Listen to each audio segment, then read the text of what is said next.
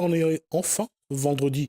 Pour certains, je crois qu'il y a ceux qui attendent, en tout cas avec impatience, ce week-end. En tout cas, ça commence. On va le commencer avec quelque chose qui va sans doute faire plaisir à tous ceux qui ont la fibre artistique. On en parle dans Causement Réunionnais.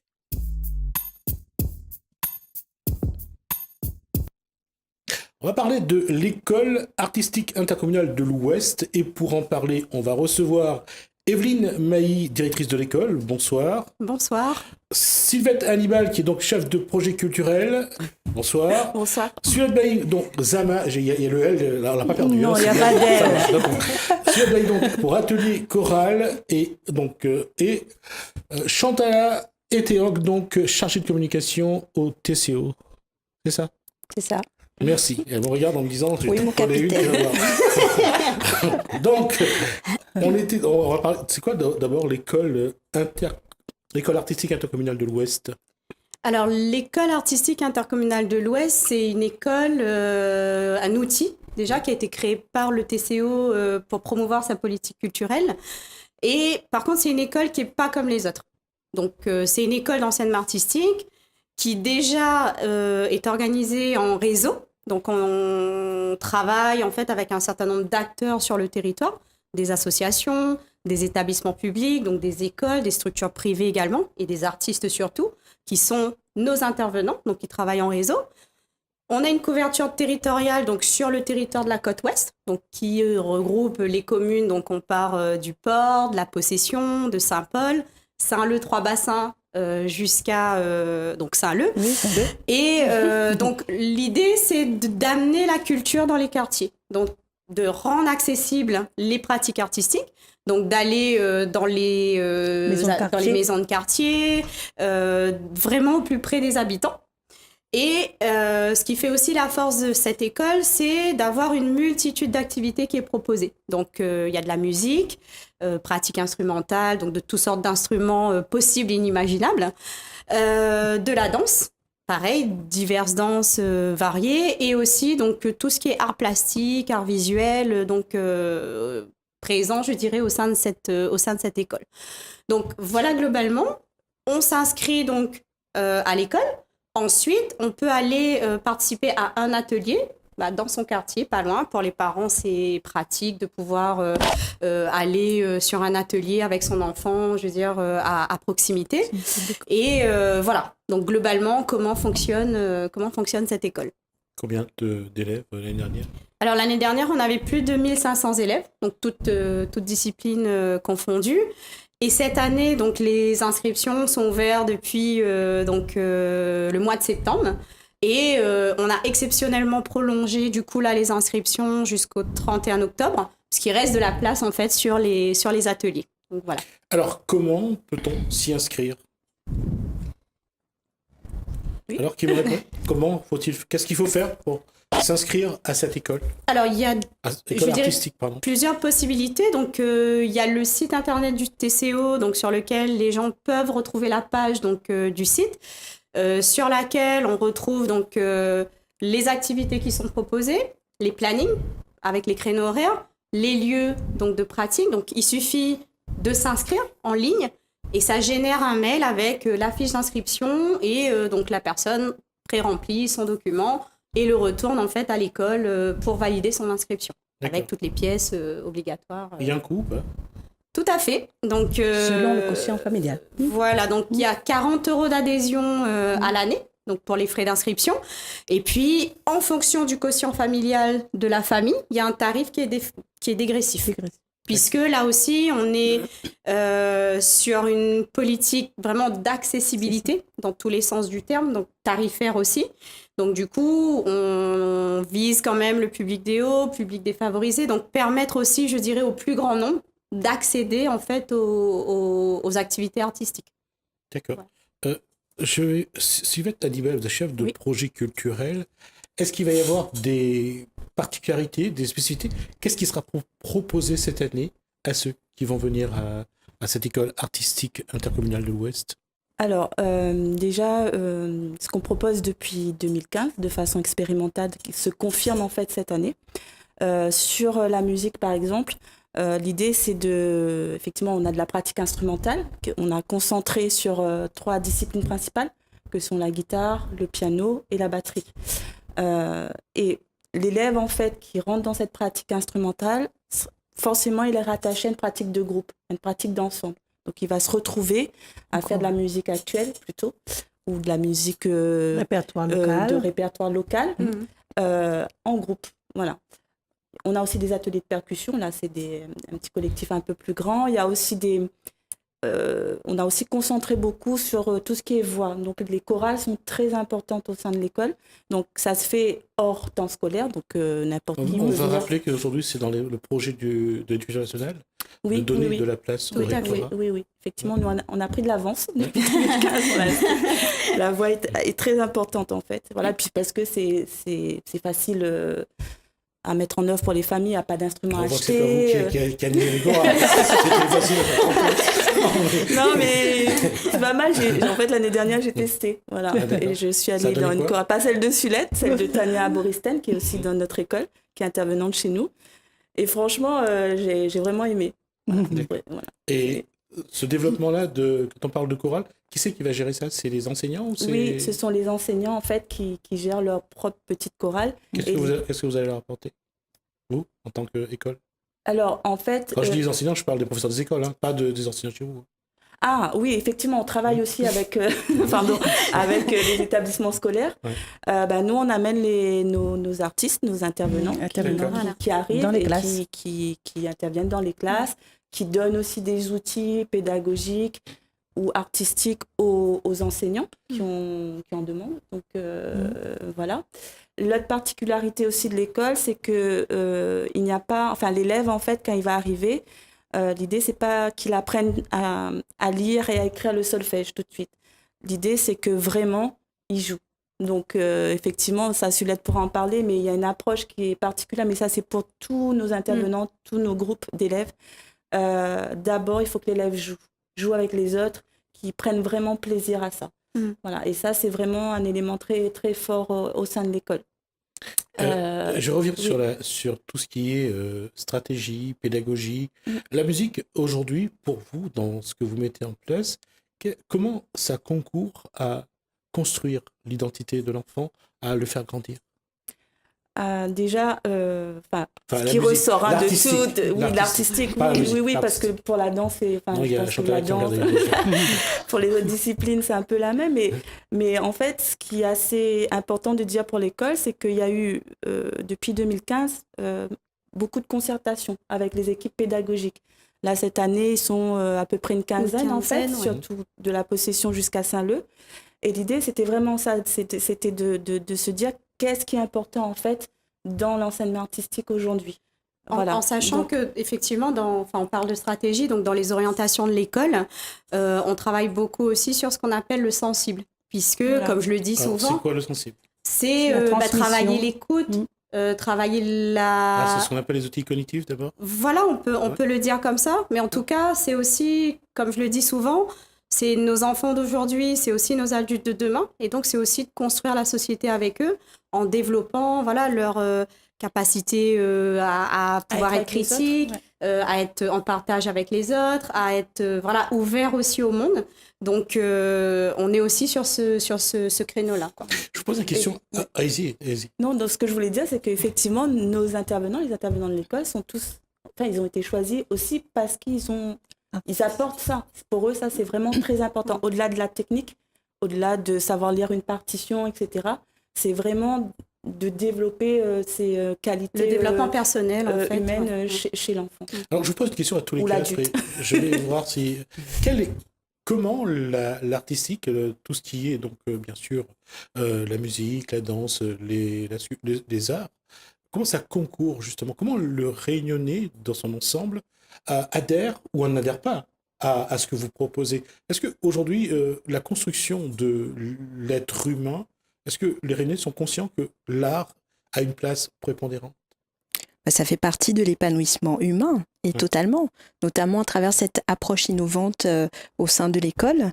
C'est vraiment le lien social, le lien intergénérationnel, le fait qu'on se base sur l'expérimentation. Comme disait Sylvette tout à l'heure, l'essentiel, c'est vraiment de pratiquer en fait.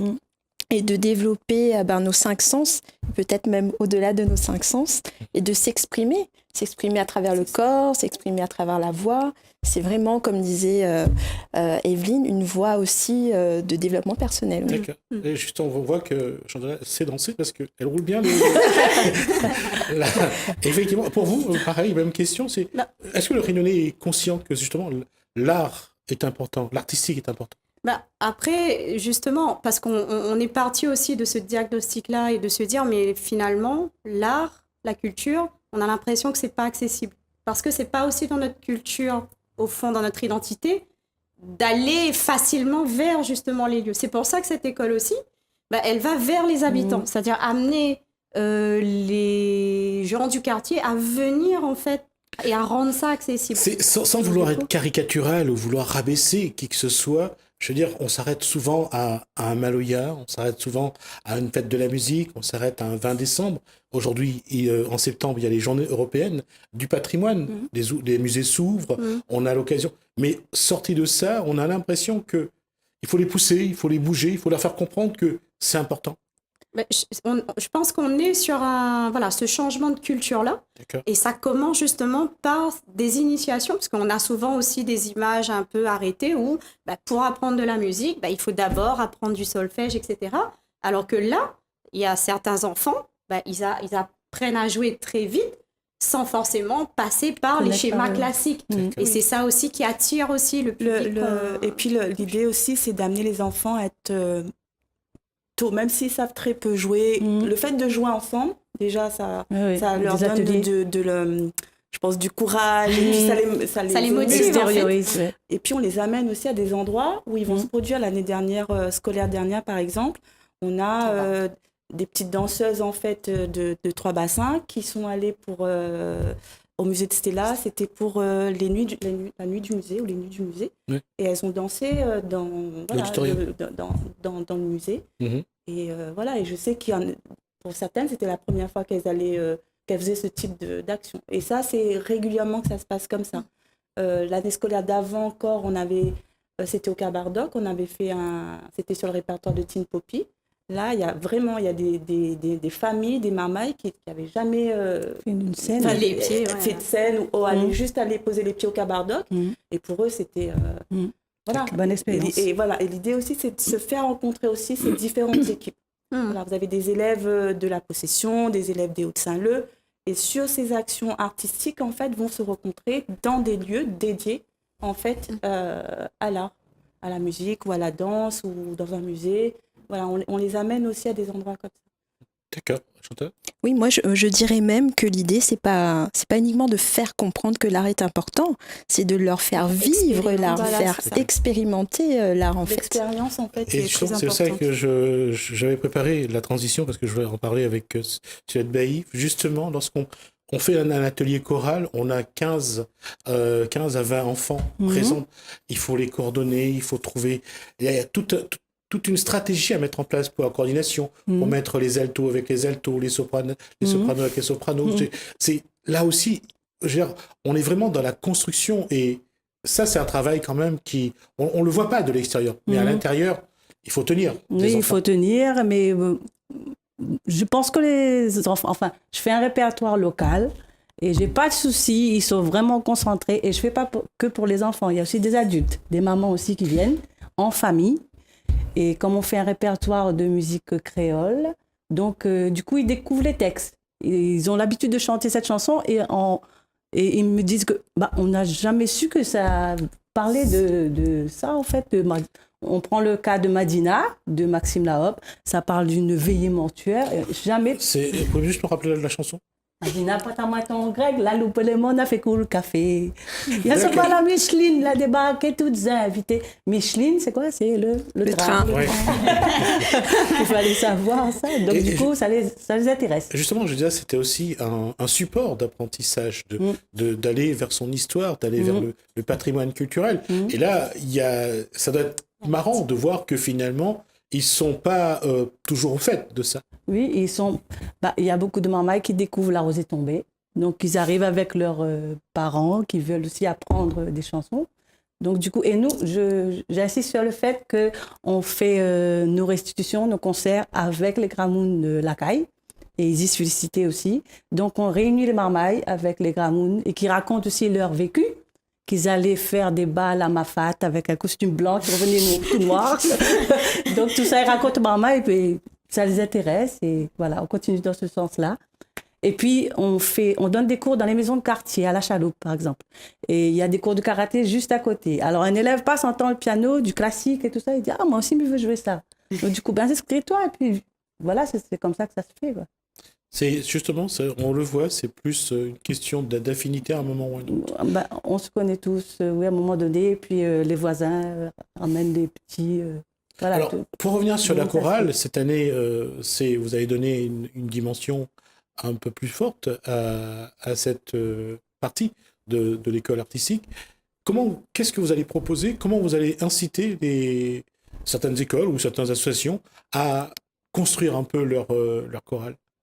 En fait, qu'est-ce qu'on a décidé? On va essayer d'échanger avec les tambours des docks, c'est ça?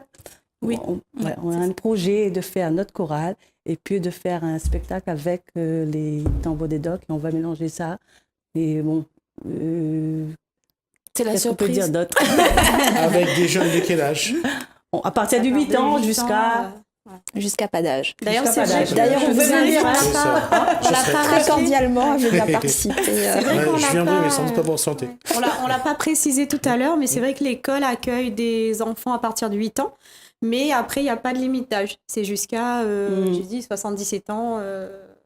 Voilà. À monter. Ils viennent, justement, puisqu'on parle de l'année dernière, le plus jeune, enfin, le plus jeune de vos élèves. Avec quel âge? Enfin, le plus ancien, peut-être? On prend à partir de 8 ans. Celui qui était le plus âgé, avec quel âge? J'ai pas...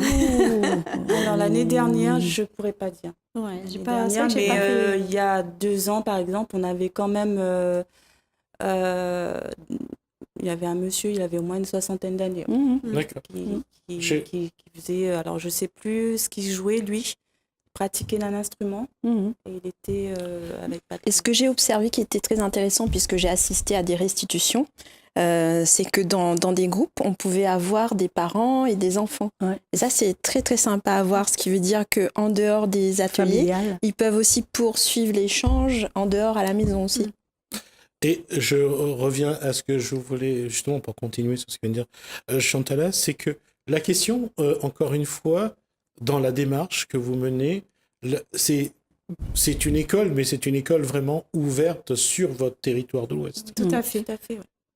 Et comment faire fonctionner une école sur un territoire aussi vaste? Parce que c'est peut-être ça aussi le casse-tête.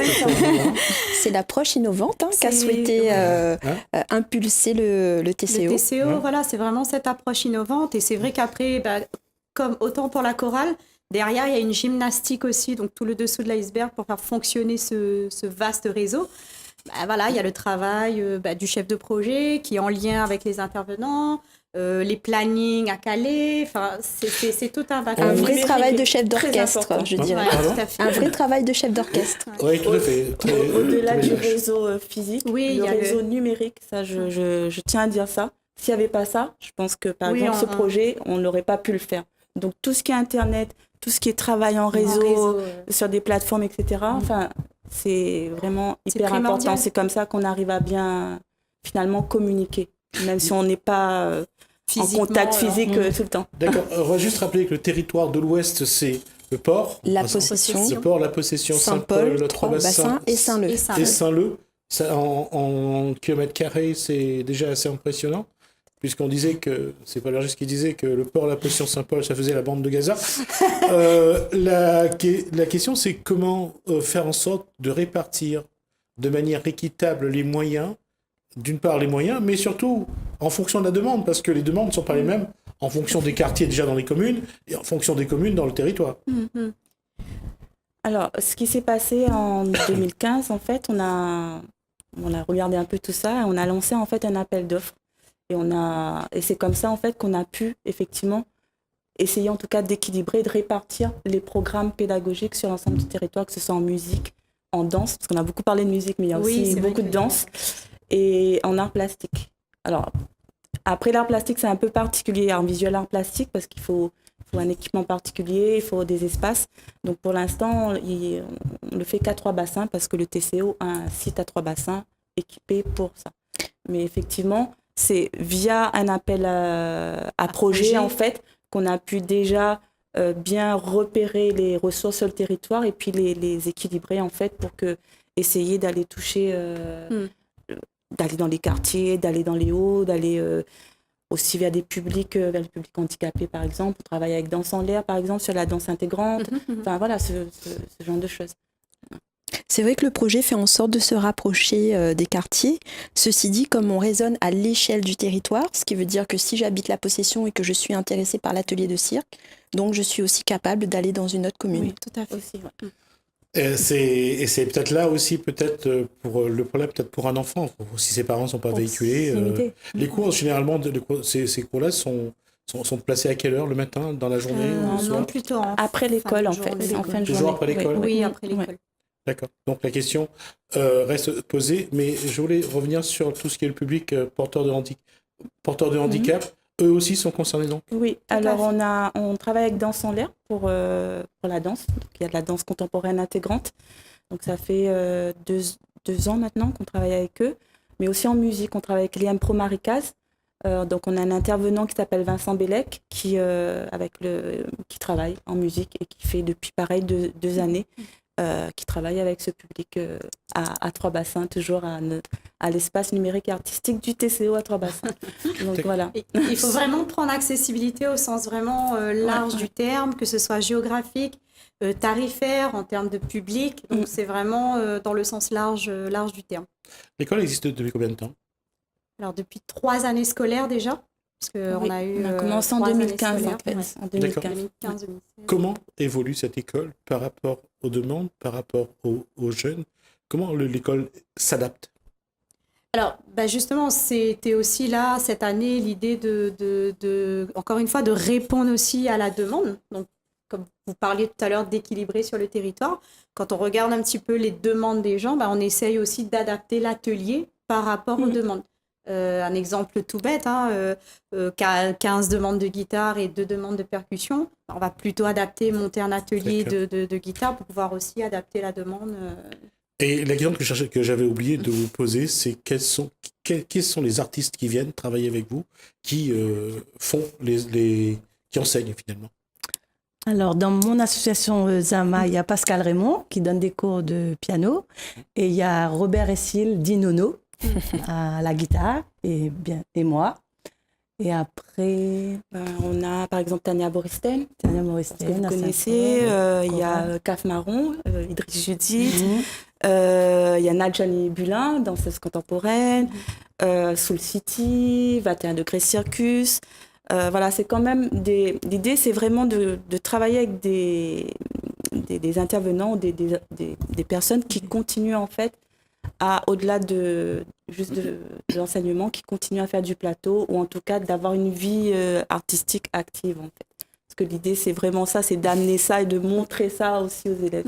C'est très important. Des artistes qui ont le goût de la transmission et qui, je pense, ont pour dénominateur commun vraiment l'enthousiasme en fait.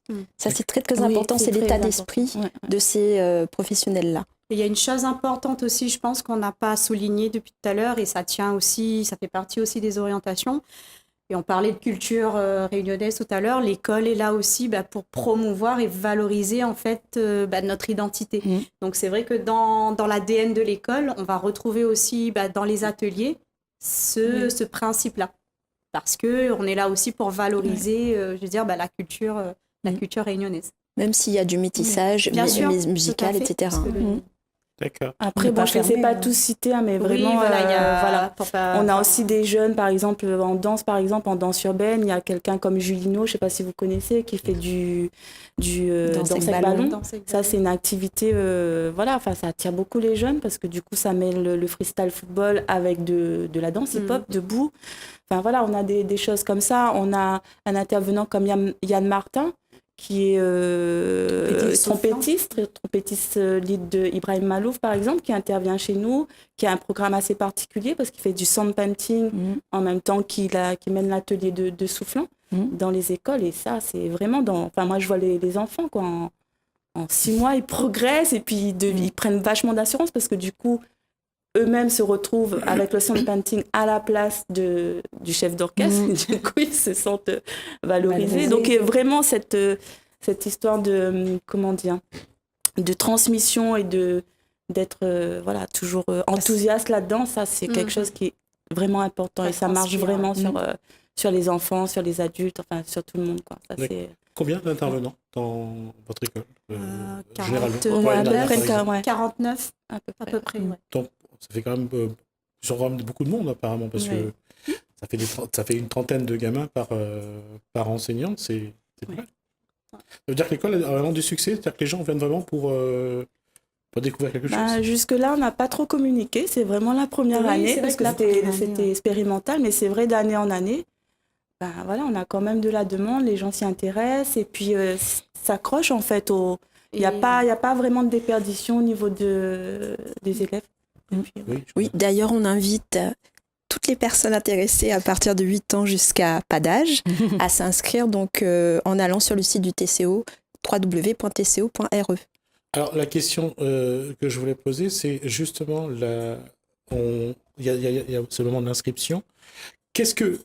Comment faire en sorte aujourd'hui pour que ce que vous proposez, l'école artistique intercommunale de l'Ouest, complète un petit peu ce qui se passe dans l'école traditionnelle, dans l'éducation nationale, parce que c'est aussi ça un petit peu, c'est de coller à ça quand même. Parce qu'à l'école, aujourd'hui, l'éducation nationale ne propose plus trop de... Non, je critique pas. Mais non, mais c'est pas une réalité. Ne propose plus de cours artistiques. Exact. Et aujourd'hui, c'est vous qui amenez un petit peu, qui suppléez un petit peu cette carence.